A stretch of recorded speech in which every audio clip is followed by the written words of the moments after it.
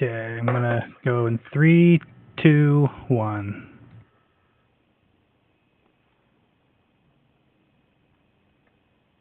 Welcome to BAM Fight Club. I'm Colby. This is Fern, and we are previewing UFC 274, Oliviera vs. Gaethje, taking place May 7th at the Footprint Center in Phoenix, Arizona.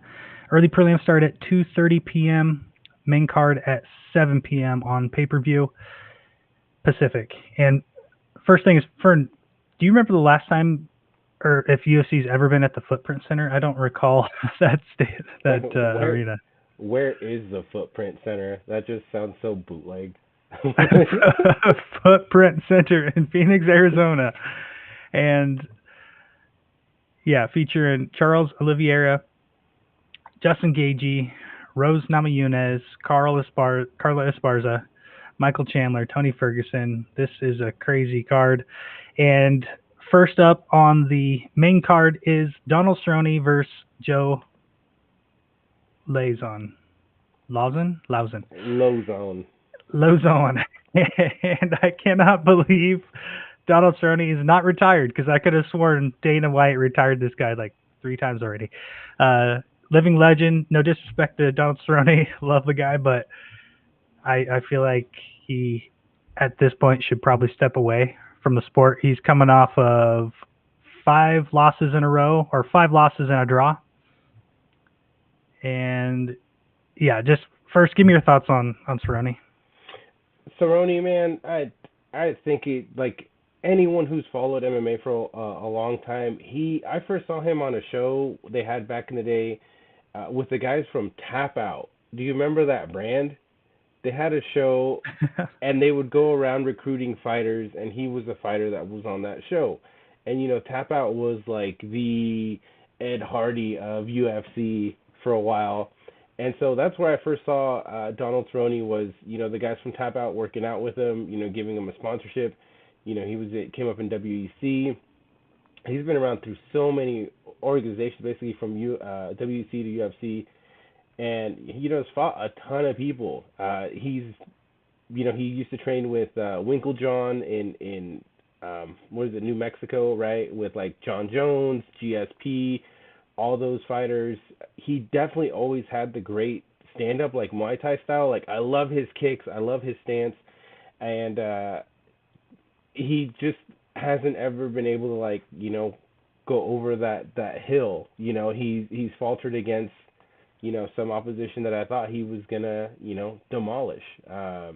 It's great to see him still fighting, but this is definitely a fight where loser needs to move on. Like, I think both of them should move on at this point. Like, And Joe, let's talk about him. So he is coming off of a win, so he's got that going for him. It's always hard to tell a guy he's got to retire after a win. I don't quite recall the details of that fight, because that fight was in 2019. Before that, he had 3 losses in a row. So, and he's 37. Cerrone is 39. So, Joe's getting up there too. Yeah, he's definitely got to be thinking about what comes next after fighting. But what are your thoughts, I guess, on talking about the actual fight in terms of what's going to go down here? In my opinion, I feel like you got to almost give it to Joe, even though I don't think he's definitely experienced, a veteran with a lot of wins in the UFC on his record. But at this point, it's hard, 5 losses in a row, and I feel like that draw, if I recall correctly, was maybe because of an eye poke or something, that there was a point taken away versus Nico Price. So I don't know necessarily he would have won that had the ref not taken a point away, which would make it 6 losses in a row. So any guy coming off, 5.5 losses in a row, it's going to be pretty hard to pick. So I'd be picking Joe to win. But, yeah, what are your thoughts? Yeah, I think this is, in all sense, a striker versus grappler match. Donald Cerrone is, your typical striker, likes to stand up, likes to fight, likes to, take put pressure forward, go straight, nonstop. Lauzon, he reminds me of like a Clay Guida. They know what they're good at. They They know how to win. Their skills are on the ground. Lauzon's funny because I've always just thought he, you know, looks. He just doesn't look like he belongs out there. He's definitely an unassuming guy who has, strung together some great wins against people who you didn't expect it to, even some KOs. Like I usually expect Lauzon to like take somebody down, do some sort of submission, rear naked choke, is what I would call in this one. I love Cowboy. I'd love to say he still has it. Like when he throws his kicks, I still love. I think he has one of the most like picture perfect stand up kicks. Like throw the leg kick or the head kick, has the hand high blocking the counter. That was his style. He was Muay Thai, did kickboxing, and even back in the day he used to wear the Muay Thai shorts. At this point, I just think that everyone else has kind of figured him out and knows that he's not going to take anyone down. He's just going to kind of, try to pitter patter or go toe to toe. And I hate to say it, like I haven't seen him hurt anybody or knock anyone out in a long time, and I just don't see it happening against Lauzon. Yeah, his last KO was against Hernandez in January of 2019.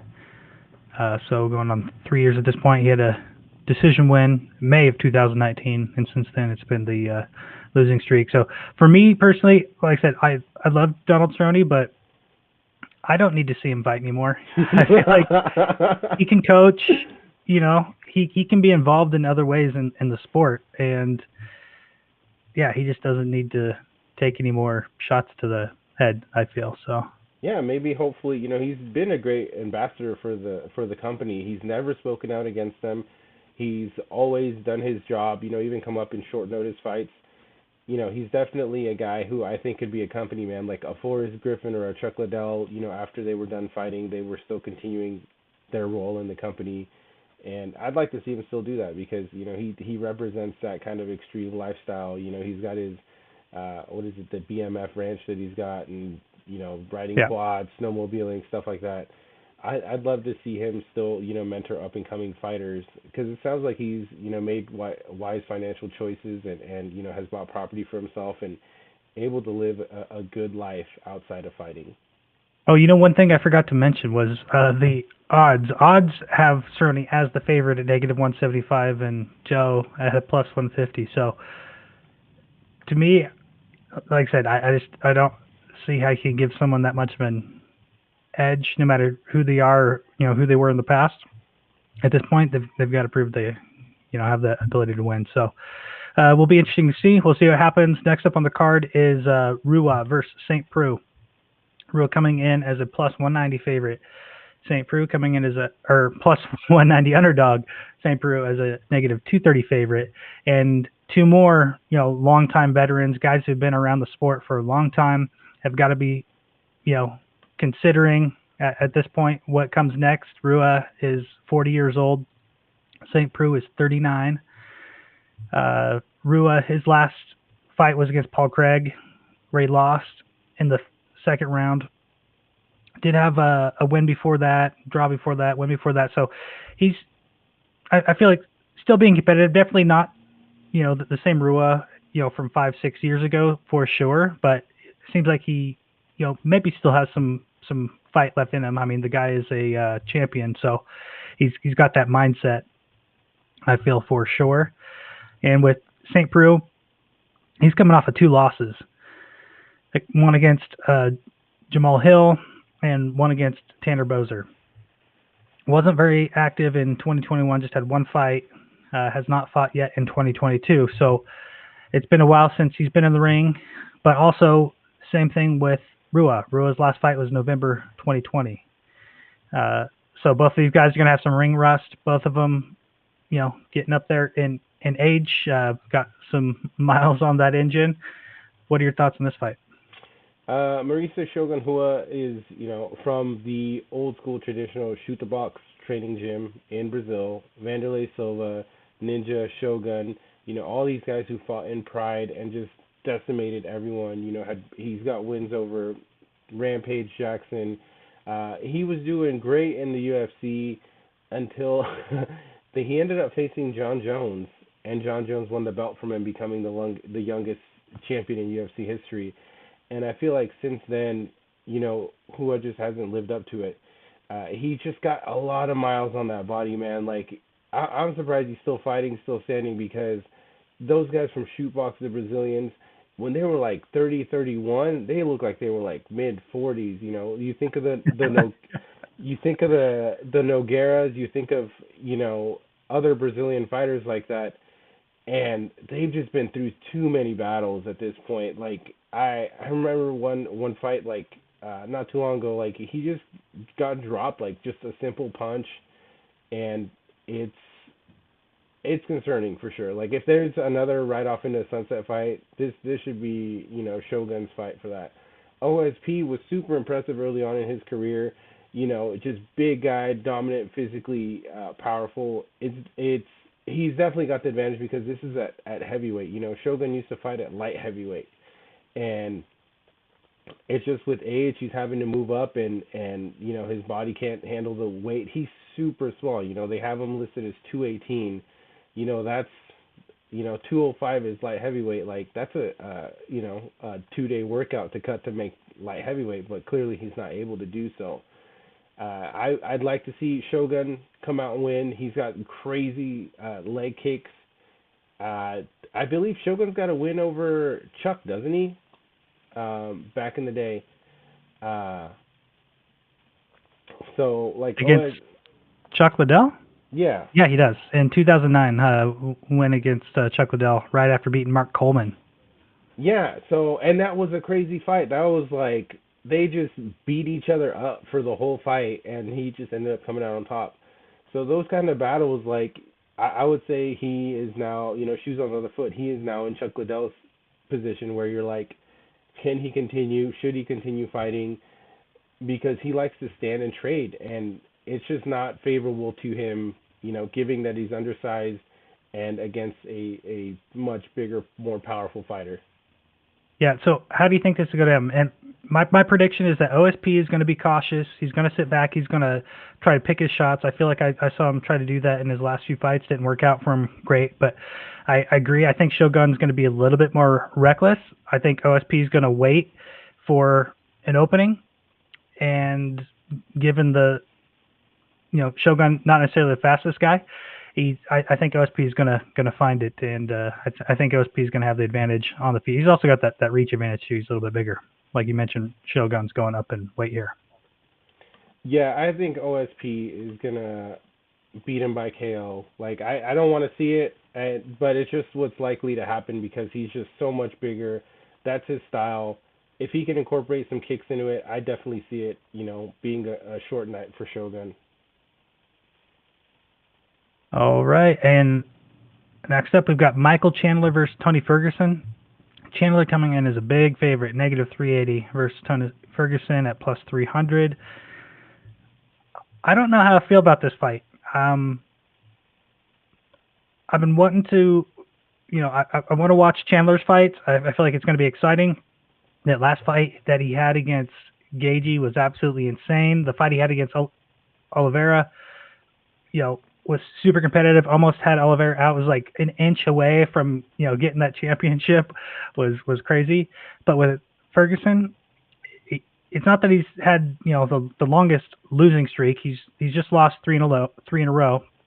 He lost the title fight interim title fight, I believe, against Gaethje. Lost against Oliveira, and then lost against Dariush in his last fight. But the reason I'm not as excited about the Ferguson fight is I feel like something happened. It's not the same Tony Ferguson who prior to these 3 losses had a crazy win streak. What was it? I can't even count them all. 3, 4, 5, 6, 7, 8, 9, 10, 11, 12 fight win streak. Lost one before that, and then had like a 6-fight win streak before that. It seemed like he always had a way, even when it looked like he was losing a fight to come back, and he was always in the game. But that fight with Justin Gaethje, man, it made me cringe the way that he lost. He just took way too much punishment, way too much damage, and Oliveira just tore right through him. after that. So I don't know if there's some mental part of it. There was also weird stuff that he was doing where he was like cutting weight when he didn't need to, and doing strangely harsh things to his body that I feel didn't help him at all. Yeah, what are your thoughts on Ferguson? Yeah, at one point I thought Ferguson was easily, the next in line to be champion. Definitely, there was. I don't know if he had taken a fight or something and like had made weight for the fight ahead of time, and then like his fight got rescheduled for a couple weeks later. Then he made weight for it again, and Yeah, you could clearly see how his just body wasn't responding. And nothing against his coaching, his team, his preparation, but he's coached by Eddie Bravo, 10th Planet Jiu Jitsu. Joe Rogan's best friend. Joe Rogan's like you know essentially like a guy who Joe Rogan holds in high regard, and it was pretty embarrassing to watch a high level coach or a high level trainer not have any plan for what was essentially a whooping for the whole fight. Like I at no point did I think he was competitive. Was he creating a threat or anything like that? Justin just picked him apart. But that just kind of goes to show, later on we'll talk about Justin and his preparation and their corner and their team, how they are just masters of game planning. well, to just real quick on that, I mean, Eddie Bravo, I believe, was in his corner in the Gaethje fight, but Eddie Bravo is not a corner guy. He's not Yeah. Tony's normal coach or whatever. So there's something that happened with his coaching team. Remember, this was right around the beginning of like COVID lockdowns and things like that. So I don't remember exactly the details of what happened, but there was something where his normal team was not available, and Eddie was like a last minute, can you come in and help me? So I feel like they should have helped him come up with a game plan, but the people who were in his corner definitely were not on the same page with what that game plan was, or in any way, helping him to achieve it. I think they're just there for moral support. But following that, I don't know. I can't remember if he had his normal coaching or his normal team for the following fights. So is this like a weird thing because of like the COVID stuff where he wasn't able to do his normal training, he wasn't able to do his normal routines, he didn't have access to the people he was used to? Was it the combination? I feel like it was a bunch of different things. The coaching was one of it, the cutting weight unnecessarily, you know, yeah, a bunch of different things probably contributed to that loss against Gaethje.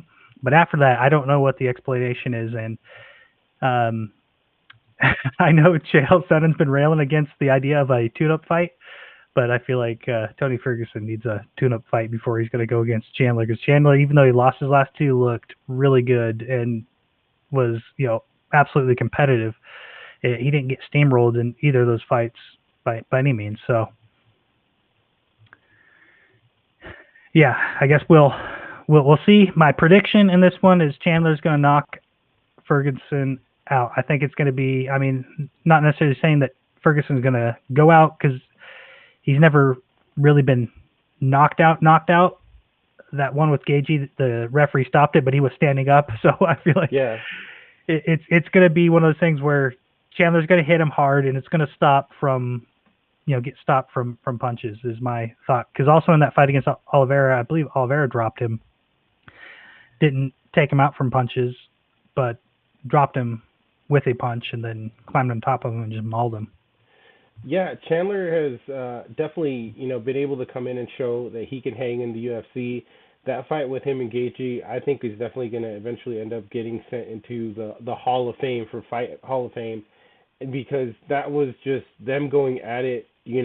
Just I'm gonna knock you out, you're gonna knock me out, and it had great scrambles, great toe to toe, standing up, everything, and it was a great showcase for him to come into the UFC with that. With that being said, he's super lean, super powerful, just compact. I think that he hasn't essentially taken as much punishment as Tony Ferguson has. Ferguson's always doing some crazy workouts that you're like, what are you doing, dude? He's like doing squats on a medicine ball, and like just you're like, dude, that hurts my ankle just watching it. And I just hope that he just gets back to the basics, because he is a very technical guy. Is able to always showcase his wrestling and make that work for him. Shout out to Caitlin on the chat there, on the YouTube chat. And yeah, so we'll see what happens. But wait, so my prediction was it's going to be stopped from punches. What was your prediction? Chandler's going to finish him. I think Chandler's, he's got too much technique. Okay, and next up we've got Rose Namajunas versus Carla Esparza. I learned recently I've been saying that incorrectly for some reason. Versus. I don't know why I say verse. It's shorter. It's faster. Namajunas coming in as a negative 220 favorite. Esparza coming in as a plus 180 underdog, and this one's going to be exciting. This is one I want to see. Both fighters I feel like are at near the top of their game. Namajunas, the reigning champ, put Weili away twice in her last two fights. Had back-to-back championship fights against Weili and won both of them. Last one obviously was, or not obviously, but was way more competitive. Went all 5 rounds. That first fight, she took out Weili in the first round with that crazy kick to the jaw and just knocked her out. was amazing. Esparza has been looking amazing in her last few fights. She's coming off of a 5-fight win streak, and yeah, she's been pretty dominant. And I believe all those fights. I mean, some of them were competitive for sure. Watterson had her moments when she was fighting her. I feel like Grassa did too. But I feel like she's just been in charge. Her wrestling is so strong, and Rose, her wrestling, I would say is not as strong, but she has really strong jiu-jitsu. So if you take her down, she could definitely submit you. So I feel like Carla's definitely the stronger wrestler. Rose is probably going to be the much faster striker, and she's also going to be dangerous on the ground if Carla does take her down, which is what I expect will happen. Carla will definitely want to take this to the ground and not go toe-to-toe with Rose. Rose has got such a long reach for the division. Rose 5'5", Carla's 5'1", and yeah, so she got quite a reach advantage. And I'll hold off my prediction. What are your thoughts on this fight? On how it's going to play out style-wise? I think style-wise, Rose, their training camp, their team, they have everything just kind of locked in and ready to go. She trains with Pat Barry, who's her spouse or husband or whatever. Training with Justin Gaethje. I think is Usman still training with them? I believe so. So with that being said, they just have things figured out. It's like Matt Whitman goes from cornering one fighter to cornering the other fighter to cornering the other fighter, which is what happened when Gaethje and Chandler fought, and then Rose fought, and then Usman fought, and he just did that back-to-back all in a night. So very great strategy they have for warming each other up, doing the walkouts, getting back, getting set for the next fighter to go, and they just have it figured out. They have essentially 3 champions in a camp, and I don't know any other camp that is, at that high level, and I think Rose is just going to pick her apart. She's got that reach, she's got the power, she's got the technique, unless, we have seen Rose struggle, though, against wrestlers, when she got slammed, going, fighting off the takedown and going for the Kimura, the wrestling definitely posed a big problem to her. So I think that's Carla's best chance, is to take it to the ground. Rose will probably win standing up, picking her apart. She just has that technique and fundamentals all perfect. Do you think so? Here's my thought too. I think Esparza is going to be a little bit more difficult of an opponent to keep things standing than Andrade. I feel like Esparza is a little faster than Andrade. Andrade not known for her speed, so I feel like that will be a factor. I feel like Carla is probably going to do better in the wrestling department than Andrade did in Rose's last matchup against Andrade. But I agree. I still think Rose is probably going to come out on top. She looked really good in that Andrade fight in terms of the movement. Like she learned something. I don't know. Something clicked right, and she was able to. It wasn't so much the where Andrade was taking shots and she was sprawling or anything, from what I recall. It was really a lot of the movement where Andrade just couldn't get a hold of her, and she was punching, going back, and jumping all over the place like she does, and her movement was just awesome. Yeah, Thug Rose. Yeah, interesting And thing. I don't know if you read the article that they were talking to Rose about. How did this slam affect you? How are you feeling? And apparently, she had lingering neck issues before that fight that have since disappeared. So I heard that. she's That was, like, yeah, she's that like, was crazy.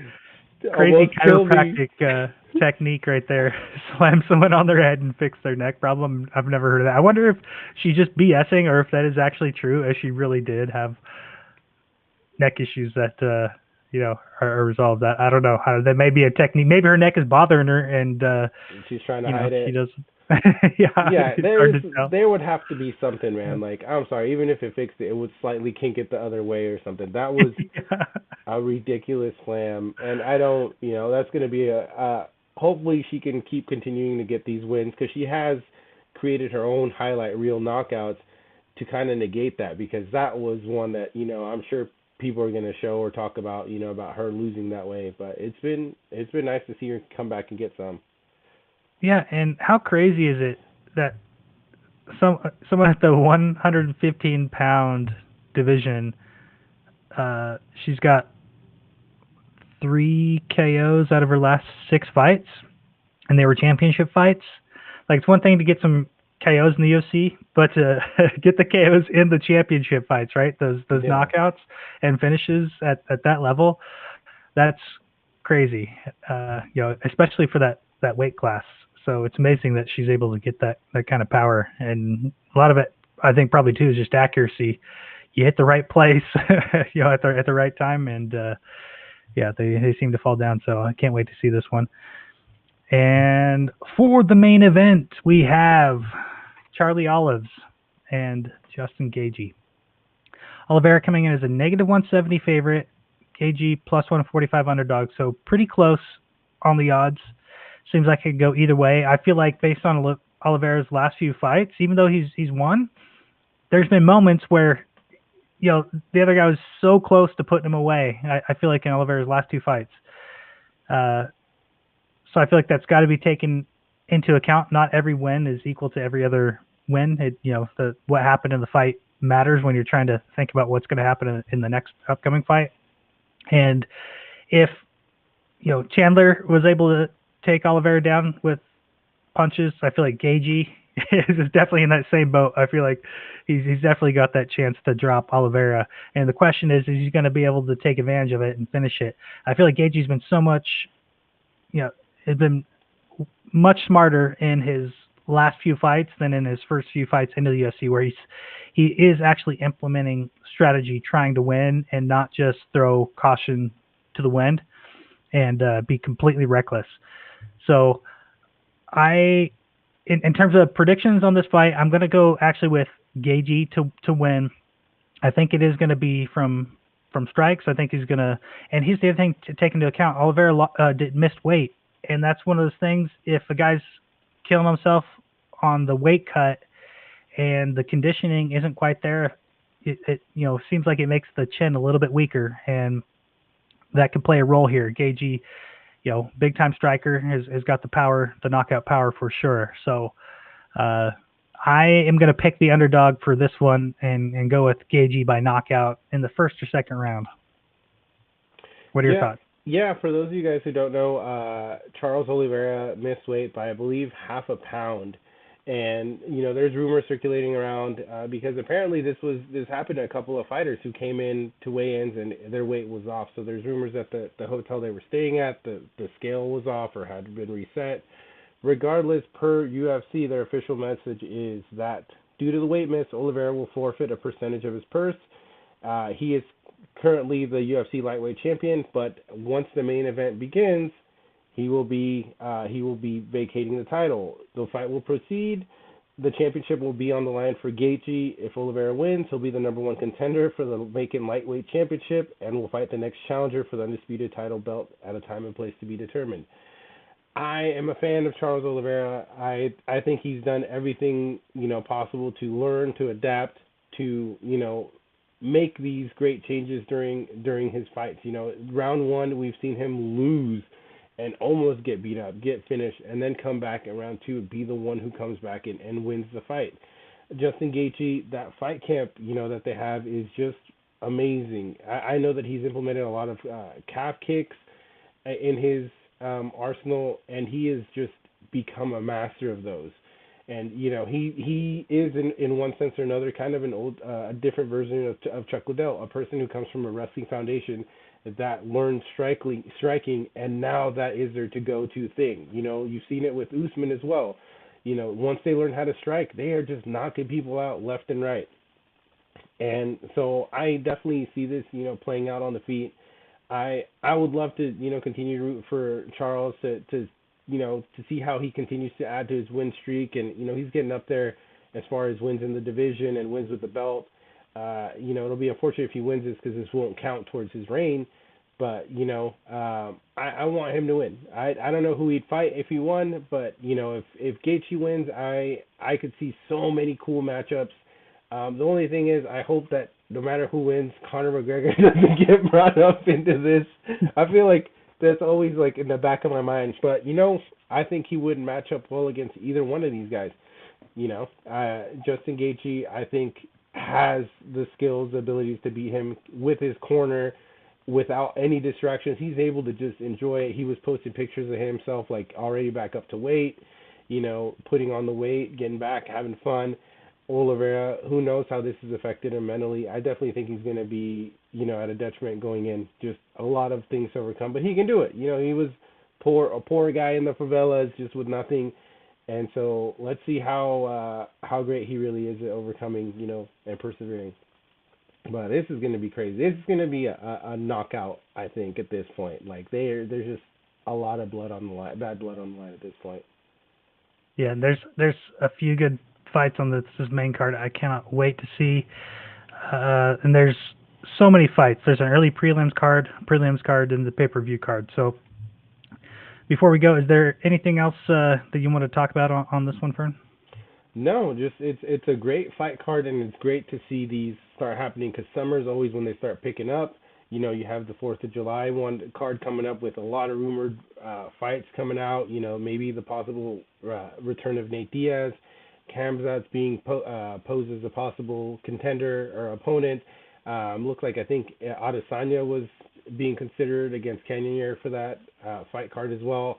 So this is the start of, I think, you know, the next couple months of great fight cards, and I'm excited. Like, this is going to be just a fight card full of, I think, highlight finishes from top to bottom. I am going to watch every single fight, every single prelim, everything. They did a great job putting this together. And I know that I've been giving them crap for the last couple of cards because there was, like, no-namers, and I was like, oh, man, like, I used to, like, take up my whole day, and then it was just like, oh, let me hop in and watch this fight. But definitely excited for the women's championship. You know, they've been putting on crazy shows lately, and I'm excited.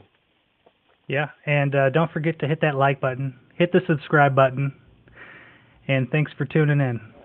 Yeah, thank you.